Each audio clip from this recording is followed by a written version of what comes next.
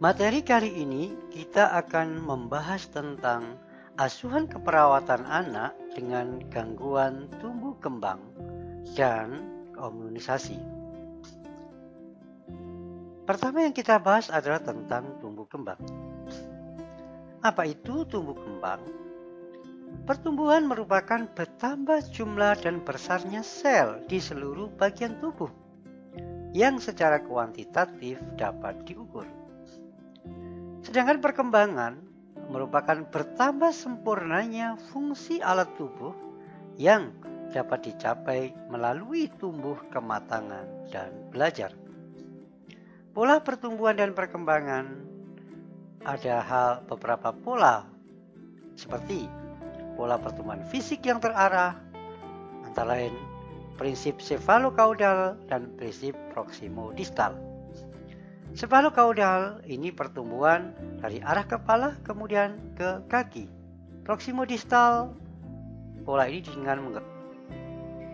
dimulai dengan menggerakkan anggota gerak yang paling dekat dengan pusat atau sumbu tengah, kemudian baru menggerakkan anggota gerak yang lebih jauh atau ke arah bagian tepi. Kemudian ada pola perkembangan dari umum ke khusus. Pola ini dengan nama mass to specific atau to complex. Pola pertumbuhan ini dapat dimulai dengan menggerakkan daya yang lebih umum, yang sederhana, baru kemudian ke daerah khusus yang lebih kompleks. Tahapan pencapaian tumbuh kembang dibagi dalam beberapa kelompok. Kelompok usia 0 sampai 6 tahun yang terbagi tahap pranatal di dalam terdiri dari masa embrio mulai dari konsepsi sampai 8 minggu dan masa fetus 9 minggu sampai lahir. Tahap postnatal yang terdiri dari masa neonatus 0 sampai 28 hari, masa bayi 29 hari sampai 1 tahun, tahap prasekolah 3 sampai 6 tahun. Pada kelompok usia 6 tahun ke atas sekolah sampai 10 tahun, masa pra-remaja, dan masa remaja antara 10 sampai 18 tahun sampai 20 tahun belum menikah. Nah, tahap pencapaian tumbuh kembang, jika kita ingin melihat ideal terkait dengan pencapaian tumbuh kembangnya, untuk mengukur berat badan, jadi lahir idealnya adalah kurang lebih 3,25 kg. Jika 3 sampai 12 bulan, umur bulan anak ditambah 9 dibagi 2. Jika berat badan pada 1 sampai 6 tahun idealnya adalah umur dalam kurung bulan atau tahun dikali 2 ditambah 8. Ketika usia 8 sampai 12 tahun, umur dalam tahun dikali 7 dikurangi 5 dibagi 2. Jika tinggi badan, idealnya tahap pencapaiannya lahir adalah 50 cm, ketika umur 1 tahun adalah 75 cm, ketika 2 sampai 12 tahun rumusnya adalah umur per tahun kali 6 ditambah 77. Nah, atau ketika 1 tahun 1,5 kali tinggi badan lahir, 4 tahun 2 kali tinggi badan lahir, 6 tahun 1,5 kali tinggi badan setahun, 13 tahun 3 kali tinggi badan lahir, dewasa 3,5 kali tinggi badan lahir, atau 2 kali tinggi badan 2 tahun. Nah, cara deteksi tumbuh kembang dengan cara pengukuran antropometrik, kemudian pemeriksaan fisik, laboratorium, radiologis. Nah, pemeriksaan antropometrik bisa saja berat badan berdasarkan umur, tinggi badan berdasarkan umur, lingkar kepala, lingkar lengan atas. Jadi, cara pengukuran ini bisa dilakukan oleh siapapun, tetapi tentu menggunakan alat yang tentu dengan menggunakan yang telah dikalibrasi di dalam pengukurannya. Sedangkan untuk mengukur perkembangan, alat yang bisa dipakai antara lain salah satunya yang dicontohkan dalam materi ini adalah DDST, Denver Development Screening Test. Nah, apa saja yang diukur di dalam DDST itu? Ada 4 hal. Penilaian terhadap personal sosial, motorik halus, bahasa, dan motorik kasar. Cara pengukurannya, siapkan lembar formulir DDST 2 dan siapkan alat bantu peraga untuk mengevaluasi dari capaian-capaian yang bisa dicapai oleh anak, seperti benang wol merah, manik-manik, kubus warna merah, kuning, hijau, dan biru, permainan anak, bola kecil, bola tenis, kertas, dan pensil. Nah, caranya adalah pertama, tentukan umur anak pada saat pemeriksaan. Tarik garis di lembar DDSD 2, tentukan sesuai dengan umur. Lakukan pengukuran pada tiap komponen, mulai motorik kasar, bahasa, motorik halus, dan personal sosial. Nilai dikategorikan normal apabila tidak ada sektor keterlambatan sama sekali atau kurang dari 1 peringatan. Jika hasil ini didapat, lakukan pemeriksaan ulang pada kunjungan berikutnya. Suspek ada keterlambatan apabila lebih dari 1 sektor yang terjadi gangguan atau lebih dari 2 peringatan. Kemudian gagal itu bukan disebabkan karena penolakan, tapi ketidakmampuan untuk mencapai capaian-capaian tumbuh kembang. Tidak dapat diuji apabila terdapat 1 sektor keterlambatan dan atau lebih dari 2 peringatan. Catatan dalam hal ini adalah harus disebabkan bukan karena kegagalan. Hal ini bisa mungkin karena penolakan, dapat diuji diulang lagi 1-2 minggu mendatang. Selain itu, perkembangan ini kan sama-sama menilai dari sisi screening. Juga ada KPSP, Questionnaire Pra-Screening Perkembangan. Biasanya menggunakan penilaian usia 3, 6, 9, sampai 72 bulan. Bila anak berusia antara situ, maka KSP digunakan adalah lebih kecil dari usia anak. Nah, KSP contohnya begini. Ketika bayi umur 7 bulan pada saat pengukuran KSP adalah 6 bulan, bila anak kemudian sudah berumur 9 bulan, yang dibulatkan KSP adalah 9 bulan. Jadi dibulatkan ke lebih kecil. Langkah yang pertama adalah tentukan umur anak dengan menjadikan dalam bulan. Bila umur anak lebih dari 16 hari, dibulatkan menjadi 1 bulan. Jika kurang adalah dibulatkan ke arah yang lebih kecil. Nah, contohnya, bila umur 3 bulan 16 hari dibulatkan menjadi 4 bulan. Bila umur bayi 3 bulan 15 hari dibulatkan menjadi 3 bulan. Setelah menentukan umur, anak dipilih KSP sesuai dengan umur. KPSP terdiri dari 2 macam pertanyaan. Dapatnya adalah iya dan tidak. Setiap pertanyaan memberi jawaban iya atau tidak. Teliti pertanyaannya dan agar yang mau kita ukur adalah sesuai dengan kemampuan yang menunjukkan kemampuan pada anak untuk diukur tentang capaian perkembangannya. Nah, interpretasi hasil KSP. Hitungan jawaban iya bila dijawab atau sering atau kadang-kadang. Bila dijawab tidak, ini belum pernah sama sekali. Iya 9-10% 10 perkembangan anak sesuai dengan tahap perkembangan. Jika iya 7-8 perkembangan anak meragukan. Jika iya 6 atau kurang, kemungkinan ada penyimpangan. Inilah kesimpulan dari ketika anak diukur dengan kuesioner pra-screening perkembangan.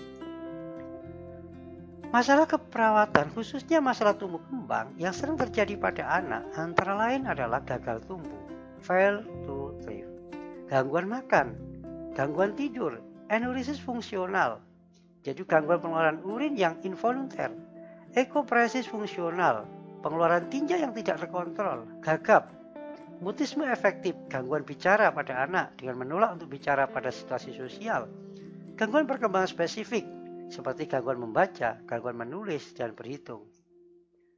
Retardasi mental dapat dibagi menjadi kelompok. Bisa ringan dengan taraf IQ 5-70, retardasi mental sedang, IQ-nya 35-49, retardasi mental berat, IQ-nya 20-34, retardasi mental sangat berat, IQ-nya kurang dari 20. Masalah selanjutnya adalah autisme dan gangguan pemusatan perhatian atau hiperaktif. Nah, diagnosa keperawatan yang kemungkinan ada pada gangguan tumbuh kembang adalah perubahan pertumbuhan dan perkembangan atau gangguan pertumbuhan dan perkembangan. Intervensinya adalah jika anak mengalami masa gagal tumbuh, maka berikan stimulasi lingkungan pada anak. Berikan makanan tambahan, mengurangi defisiensi protein, vitamin, berikan psikoterapi pada keluarga untuk memberikan alternatif orang tua asuh. Gangguan makan, maka berikan terapi simptomatik apabila terjadi gangguan malnutrisi. Melakukan psikoterapi pada keluarga dengan memberikan kombinasi makanan. Gangguan tidur dapat dilakukan dengan cara melindungi anak, memberikan kenyamanan pada anak sewaktu tidur. Energi fungsional dengan cara membatasi pemasukan cairan sebelum tidur, melatih mengendalikan retensi, latihan menahan kencing, positive reinforcement, toilet training, dan lain sebagainya. Jika enkopresis fungsional, dapat dilakukan latih anak untuk toileting, kemudian berikan psikoterapi pada keluarga, lakukan kolaborasi untuk tindakan lebih lanjut. Gagap tentu dengan cara terapi psikologi untuk membantu masalah anak. Psikoterapi pada orang tua, melakukan kolaborasi dalam mengatasi masalah-masalah patologis. Mutisme efektif dapat dilakukan dengan cara berikan terapi suportif pada anak agar mau bicara dan dilakukan reinforcement yang positif dan psikoterapi pada keluarga anak. Kemudian pada usia 0 sampai 1 tahun, intervensinya apa? Berikan stimulasi dengan menggunakan bermacam-macam mainan. Kemudian berikan waktu istirahat dan lakukan observasi pada orang tua selama interaksi. Berikan perawatan dengan penuh pengasuhan. Biarkan tangan dan kaki bebas jika memungkinkan. Jika anak usia 1 sampai 3,5 tahun, tindakannya anjurkan melakukan perawatan diri sendiri seperti makan sendiri, pakai baju sendiri, mandi, dan lain sebagainya. Berikan stimulasi dan dorong untuk mengemukakan kata-kata atau bahasa. Berikan kesempatan bermain dengan kelompok sebaya. Kemudian anjurkan untuk orang tua aktif dalam perawatannya. Kemudian pada 5 sampai 11 tahun, bicarakan dengan anak tentang perawatan yang akan dilakukan dan minta masukan dari anak. Berikan kesempatan pada anak untuk berinteraksi dengan anak yang lain. Hargai perilaku yang positif. Beri buku, cerita, mainan, orientasikan dengan lingkungan sekitar. Jika usia 11 sampai 15 tahun, bicarakan dengan anak tentang perawatan yang akan dilakukan dan mintakan masukan dari anak. Beri kesempatan pada anak untuk berinteraksi dengan anak. Libatkan dalam segala tindakan keperawatan. Anjurkan orang tua, saudaranya untuk berkunjung berinteraksi dengan anak. Lakukan identifikasi minat atau hobi anak. Selanjutnya materi yang lain adalah imunisasi.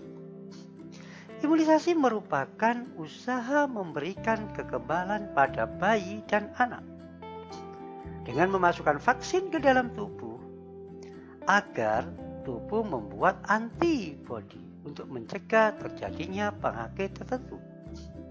Vaksin sendiri bahan yang dipakai untuk merangsang pembentukan zat anti yang dimasukkan ke dalam tubuh melalui suntikan seperti vaksin BCG, DPT, campak, dan melalui mulut seperti vaksin polio. Tujuan diberikan imunisasi ini adalah diharapkan anak menjadi kebal terhadap penyakit, sehingga dapat menurunkan angka morbiditas dan mortalitas, serta dapat mengurangi kecacatan akibat penyakit tertentu. Jenis imunisasi ada 2, aktif dan pasif.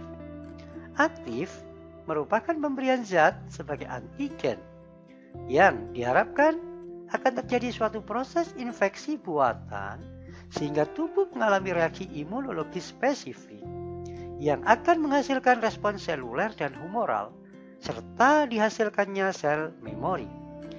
Sehingga apabila benar-benar terjadi infeksi, maka tubuh secara cepat dapat merespon. Dalam imunisasi aktif, terdapat 4 macam kandungan dalam setiap vaksinnya. Ada antigen, ada pelarut, ada preservatif, dan ada adjuvan. Selanjutnya adalah imunisasi pasif. Imunisasi pasif merupakan pemberian zat imunoglobulin, yaitu suatu zat yang dihasilkan melalui suatu proses infeksi yang dapat berasal dari plasma manusia atau binatang yang digunakan untuk mengatasi mikroba yang diduga sudah masuk dalam tubuh yang terinfeksi.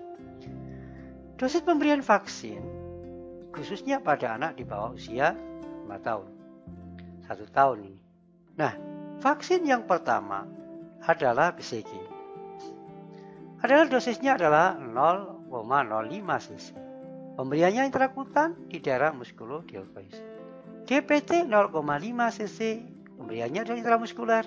Hepatitis 0,5, pemberiannya intramuskuler. Polio 2 tetes melalui mulut, campak 0,5, subkutan daerah lengan kiri atas.